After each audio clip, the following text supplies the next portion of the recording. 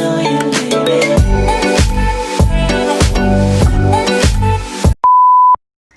guys! Welcome back to my channel. My name is Kay, and kung bago ka pa lang sa channel ko, please do click subscribe and the bell button para ma-notify ka sa susunod ko mga videos. Okay, so for today's video guys, I'm going to show you how to cook Sayote French fries. If you want to learn more, please keep on watching. Let's start!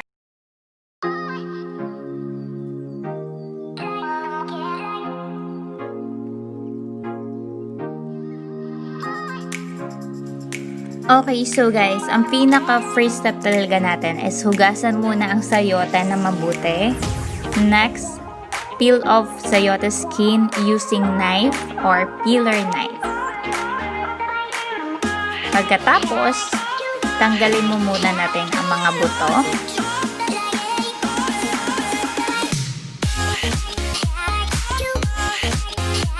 Next guys, slice the sayote same as French fries.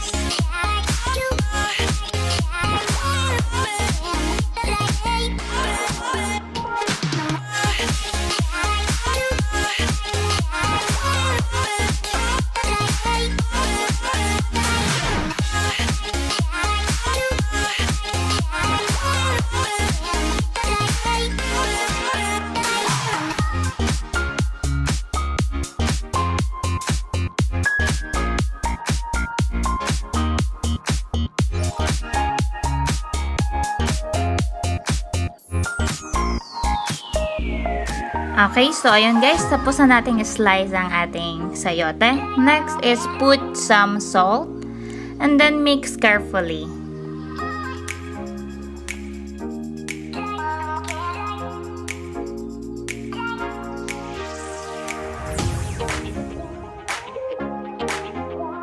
So guys, after mixing salt and sayote together, put 2 cups of water hanggang makover ang sayote. And then leave it for 30 minutes guys para ma-remove ang water content ng sayote so it will be more crispy when i-fry na natin. Okay, so guys, next step in separate bowl. Let's prepare the egg. Put some pepper.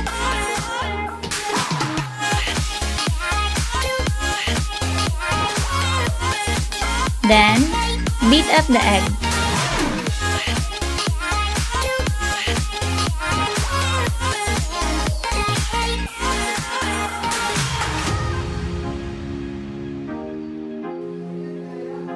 Okay, so after guys, put 1 tablespoon cooking oil into the egg, then mix well.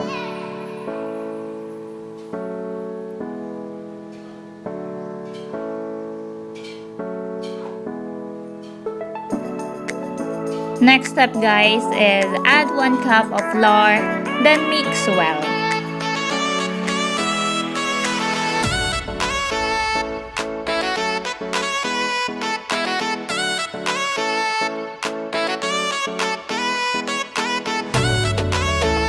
Kung okay na guys, next step tayo, add 1/4 of water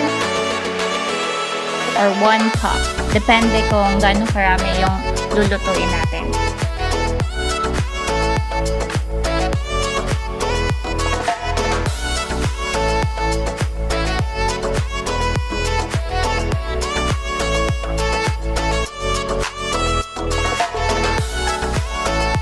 Okay, kung tapos na ang 30 minutes, hugasan natin again ang sayote in running water. After, drain the sayote until no more water is left. And now guys, put the sliced sayote into the flour mixture. Mix until all are well coated.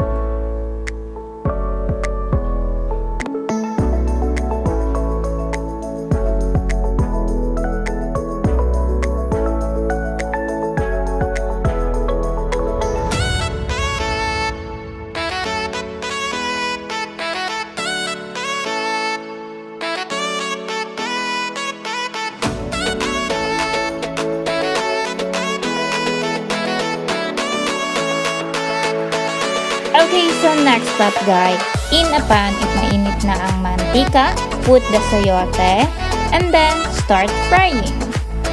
Fry the sayote until mag-golden brown na.